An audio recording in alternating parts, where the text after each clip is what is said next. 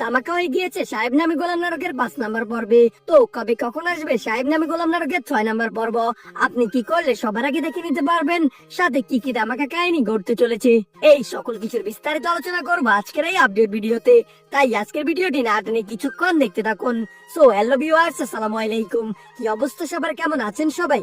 আশা করছি প্রত্যেকে ভালো রয়েছেন। তো দেখতে দেখতে কিন্তু সাহেব নামে গোলাম নারকের 5টি এপিসোড এরই মধ্যে ইগল ইসলামিক নাটক ইউটিউব চ্যানেলে প্রকাশিত হয়েছে।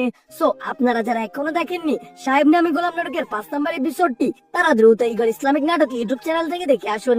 আর যারা এরই মধ্যেই দেখে নিয়েছেন তারা অবশ্যই কমেন্টে মতামত জানিয়ে যান আপনারা কেমন উপভোগ করলেন সাহেব নামে গোলাম নাটকের 5 নাম্বার পর্ব। 5 নাম্বার পর্বে তো বন্ধুরা বেশ ধামাকা কাহিনী ঘটে গিয়েছে। চেয়ারম্যান এবার জানতে পেরে গিয়েছে তার মেয়ে সাদিয়ার কাহিনী। সে বুঝতে পেরেছে সে সাহেবকে ভুল বুঝেছে। তো কি হতে চলেছে আগামী 6 নাম্বার পর্বে? 6 নাম্বার পর্বে কি সাহেব আর সাদিয়ার বিয়ে দিবে চেয়ারম্যান, নাকি হতে চলেছে অন্য কোনো কাহিনী? সো সবকিছু মিলিয়ে অনেক ইন্টারেস্টিং একটি পর্ব হতে চলেছে সাহেব নামে গোলাম নাটকের 6 নাম্বার পর্বটি। তাই আপনারা কেউই মিস করবেন না সাহেব নামে গোলাম নাটকের 6 নাম্বার পর্বটি।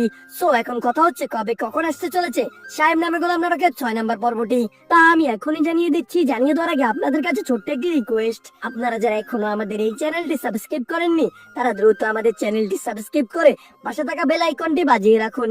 আমরা আমাদের এই চ্যানেলে ইগল টিমের সবগুলো নাটকের আপডেট সবার আগে দিয়ে থাকি।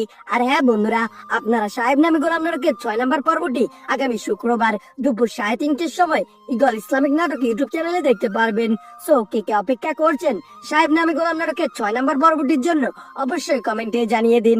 তাছাড়া সবার আগে সাহেব নামে গোলাম নাটকের 6 নাম্বার পর্বটি দেখতে চাইলে আমাদের এই চ্যানেলটি সাবস্ক্রাইব করে পাশে থাকা বেল আইকনটি বাজিয়ে রাখুন। তো আজকের মতো এখানে বিদায়, দেখা হচ্ছে নতুন আরেকটি ভিডিওতে। সে পর্যন্ত ভালো থাকুন, সুস্থ থাকুন, আল্লাহ হাফেজ।